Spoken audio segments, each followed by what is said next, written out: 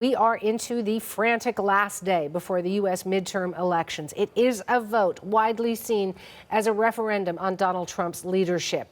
The U.S. president seems comfortable with that.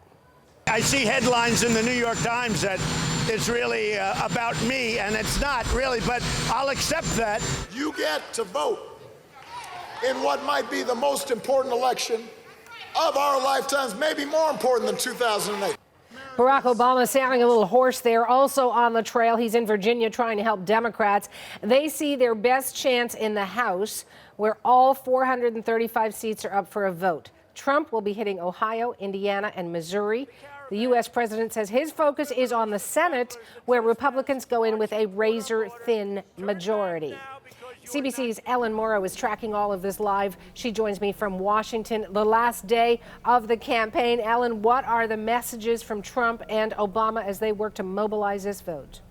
Well, Suhanna, as you said, there's been frantic last-minute campaigning, both Barack Obama and President Trump making numerous stops in the last few days trying to get out the vote. In terms of messaging, what we've been hearing from President Trump is similar to what we were hearing from him over the last few weeks. He's been talking an awful lot about illegal immigration, about the caravan, about building the wall with Mexico, really hitting on some of the same themes that he did when he was running in 2016. Now, that is going to work with his base, the people who go to those rallies and who are so excited to hear that message from him. The question is, will it get out more moderate Republican voters, people like suburban Republican women who have been turned off by President Trump, but whose votes the Republican Party still desperately needs? Here is President Trump speaking over the weekend, and it's a bit of a preview of what we'll hear from him in his 3 appearances later today.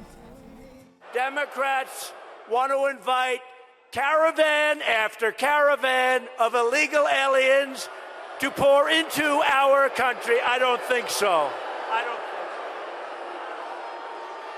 No nation can allow its borders to be overrun. And that's an invasion. I don't care what they say. I don't care what the fake media says. That's an invasion of our country. So that's the message from President Trump. Former President Obama also out on the campaign trail, Suhanna, and he has been referring to these midterms as perhaps the most important election in our lifetime. And he says that it comes down to a battle between ideas over what America should be about. Here's Barack Obama speaking over the weekend. America's at a crossroads. The health care of millions is on the ballot. A fair shake for working families is on the ballot. Perhaps most importantly, the character of our country is on the ballot. And Ellen, tomorrow, what are you paying particular attention to? Well, there are so many storylines, Suhanna, from this election race, both at the national level and at state level, certain governors' races. One of the things to watch in terms of the big picture, obviously, is going to be the breakdown in the Senate and the House. The Republicans are expected to hold on to their majority in the Senate, perhaps even grow their majority in the Senate, because there are some vulnerable Democratic incumbents who are running, who are from states where Donald Trump won quite handedly in 2016. Now, the House, on the other hand, is expected to be taken back by the Democrats. But again, these are polls. The polls were wrong before. They could be wrong again. So it really is something just to wait until tomorrow night and Wednesday morning. Beyond the big national picture, obviously the governor's races, particularly in Florida and Georgia, are quite interesting. Andrew Gillum versus Ron DeSantis, Stacey Abrams versus Brian Kemp in Georgia. Both Barack Obama and Donald Trump have been campaigning in those 2 states as well, which shows you just how big these elections are in terms of happening across the country at the federal and the state level, but also how important these governor's races can be in terms of the influence that states wield on the politics and the power of the president as well, Suhanna.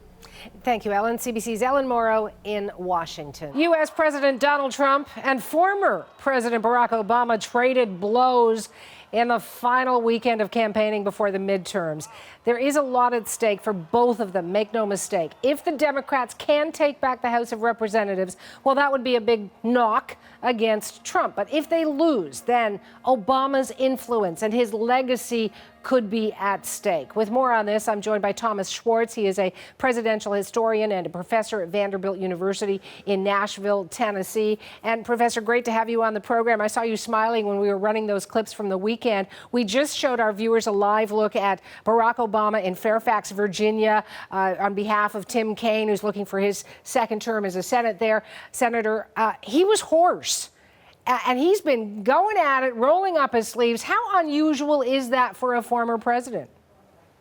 It is pretty unusual. Of course, the immediate comparison is George W. Bush, who didn't really campaign for Republicans, but Republicans really didn't want him to campaign. He was so unpopular after his presidency. So that comparison doesn't work.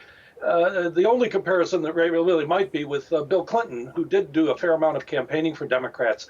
But this is really quite unprecedented that you get as dramatic an effort by Obama to get into the political fray against Trump. It is Obama is really still the leader of the Democratic Party. He has not been replaced. He fills a tremendous void that's there, and he is very, very popular with the base of the Democrats as well as with a large number of independents. So having him out there is seen as a great plus for the Democrats. What would have been the discussions in those, rooms that we were not privy to about the risk and the reward of having Obama go there? Because it's probably a decision that he nor his team took lightly.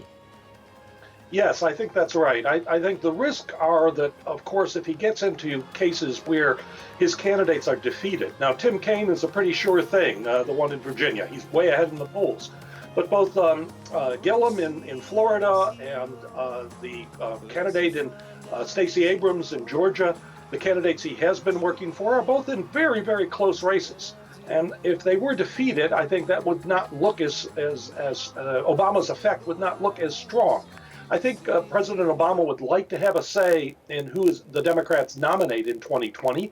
And I think if he's successful at pushing ahead several candidates, that will give him a stronger influence on the Democratic nominating process next time around.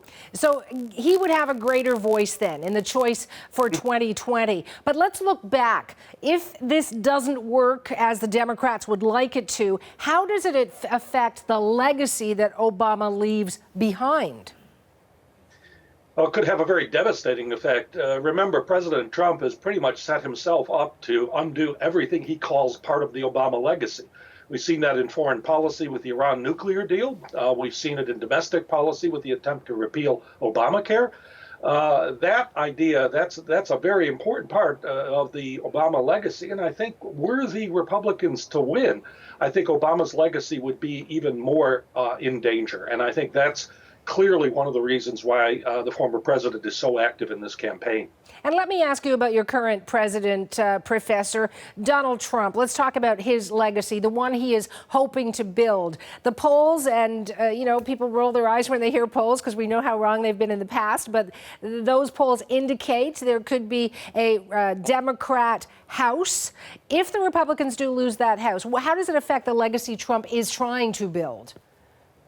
Well, what would be the clearest immediate effect would be that there would be a series of investigations. The Democrats would take over a number of House committees, which would allow them to really dig into aspects of the Trump presidency that perhaps he doesn't want to have those things dug into, particularly, say, his tax returns, things that he's been careful to try and conceal.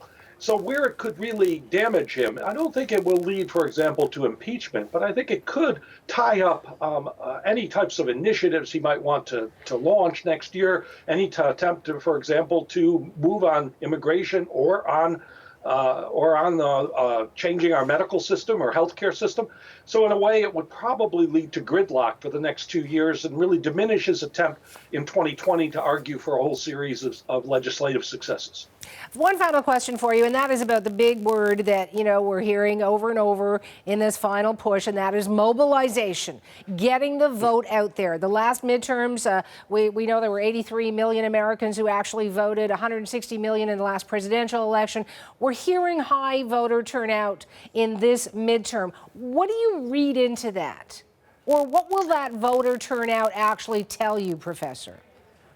Well, I think it tells me, of course, that this particular campaign has become a national campaign. It is almost similar, very similar to a presidential year in that you've got the president has made it clear that his name is on the ballot, even though it isn't in several of these races.